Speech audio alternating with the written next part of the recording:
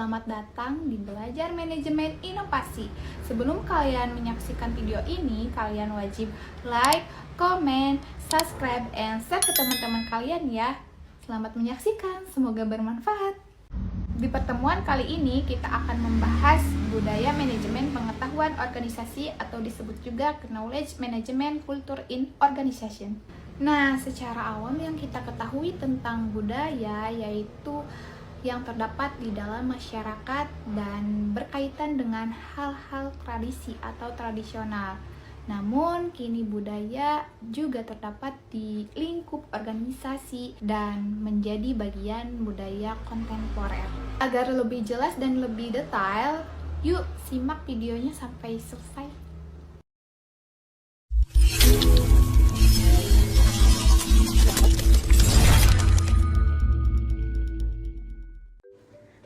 Konsep budaya manajemen pengetahuan menurut Stoner. Budaya sebagai kompleksitas asumsi tingkah laku cerita, mitos, metafora, dan berbagai ide lain menjadi satu untuk menentukan apa artinya menjadi anggota masyarakat tertentu. Budaya ini berperan penting untuk mendorong dan meningkatkan efektivitas kerja organisasi, baik dalam jangka pendek maupun jangka panjang. Nah, selanjutnya itu ada 3 sudut pandang budaya.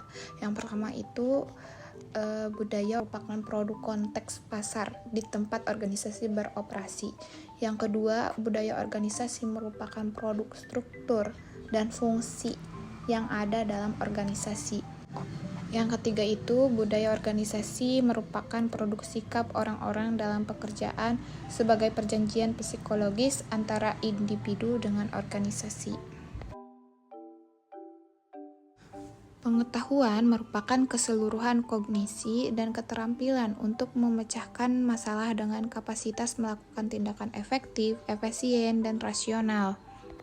Jadi memang budaya organisasi itu terciptanya dari pengetahuan, kemudian diaplikasikan dalam tindakan atau kegiatan sehari-hari dalam organisasi tersebut. Budaya manajemen pengetahuan menggabungkan ketiga konsep yaitu budaya, manajemen, dan pengetahuan.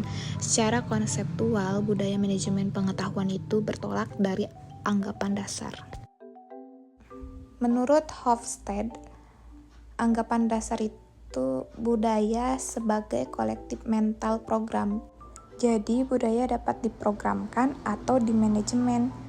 Nah, selanjutnya itu nilai bisa berubah. Oleh karena itu, budaya pun bisa berubah atau diubah. Sudah tentu sebagai proses budaya manajemen pengetahuan meliputi fungsi dan kegiatan proses budaya. Selanjutnya, manajemen pengetahuan berpusat pada manusia.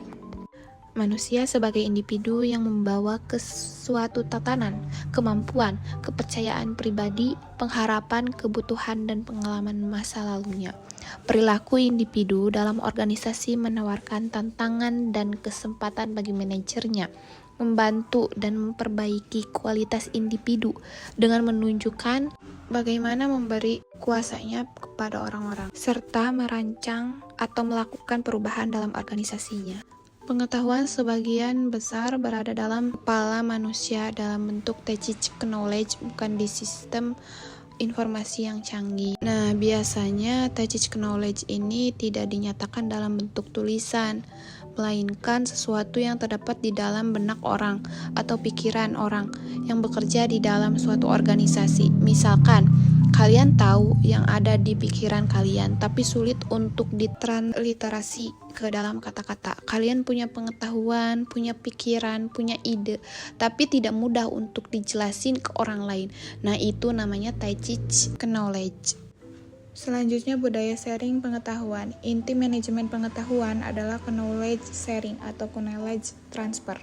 Knowledge sharing adalah pertukaran ilmu, informasi, keahlian, keterampilan antara satu orang dengan yang lain. Knowledge sharing bisa menjadi budaya yang bagus jika setiap individu mendapat kesempatan yang sama untuk mengeluarkan ide, pendapat, dan gagasan pemikiran. Karena melalui knowledge sharing terjadi peningkatan nilai dari pengetahuan yang dimiliki perusahaan. Seseorang yang melakukan knowledge sharing tidak akan kehabisan pengetahuan yang dimilikinya, tetapi justru melipat gandakan nilai dari pengetahuan bila sudah dimiliki, dapat dimanfaatkan banyak orang. Budaya knowledge sharing merupakan budaya yang perlu ditumbuhkan dan dirangsang dalam perusahaan yang ingin menerapkan manajemen pengetahuan efektif.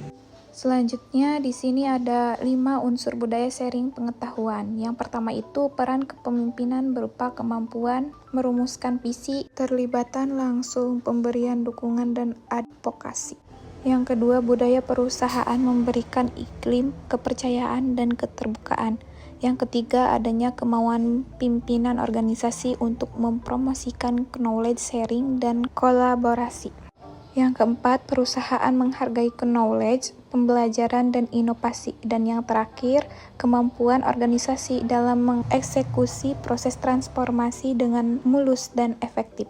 Materi terakhir yaitu peran dan fungsi budaya terhadap manajemen pengetahuan. Nah, peran dan fungsi budaya organisasi itu untuk mengatur segala aktivitas yang terjadi dalam organisasi agar organisasi itu berjalan lancar dan mencapai tujuan yang diharapkan. Nah, budaya yang kuat harus didukung oleh komponen nilai-nilai inti seperti leadership, sense of direction, climate, positive teamwork, value-add system, enabling structure, appropriate competence, developed individual. Di antara komponen nilai-nilai inti tersebut, ternyata komponen kepemimpinan atau leadership memegang peran yang penting dan menonjol, bahwa komitmen, kesungguhan, tekad dari pimpinan puncak suatu organisasi merupakan faktor utama dan sangat mendukung terlaksananya suatu budaya di perusahaan. Mungkin cukup materi yang kita bahas di video kali ini. Semoga bermanfaat dan sampai jumpa di pertemuan selanjutnya. Wassalamualaikum warahmatullahi wabarakatuh.